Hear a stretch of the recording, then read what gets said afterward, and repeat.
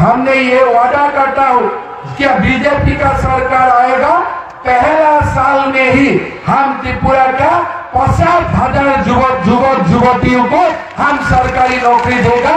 ये हम ऐलान करके काम आगे बढ़ना चाहता हूँ। विषण्ड कमेंटे সেই যুবকদের যে বলা হয়েছিল প্রথম বছরে 50,000 চাকরি, তারপরের 4 বছরে আরো 6.5 লাখ।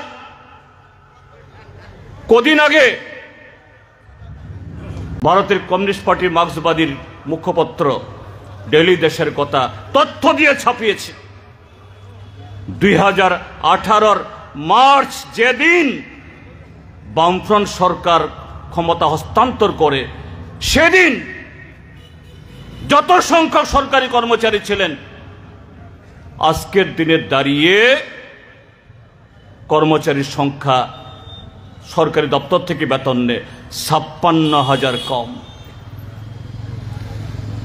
সরকারের কোনো দপ্তর থেকে তার প্রতিবাদ করে বা শাসক দলের কোনো অংশ থেকে তার প্রতিবাদ করে একটা কথা বলতে এখনো সাহস হয়নি। এই যুবকদেরকে স্বপ্ন দেখানো হয়েছে তোমাদের সবার চাকরি হবে, প্রকাশ্যে বলেছে আর অপ্রকাশ্যে বলেছে কি যাও বিরোধী দলের অফিস ভাঙো,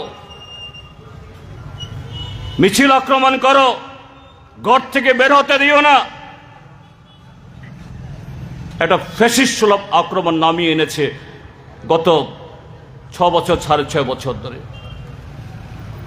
এই যুবকরা স্বাভাবিকভাবেই আজকে ক্ষুব্ধ, তারা কাজ চায়, দিশেহারা।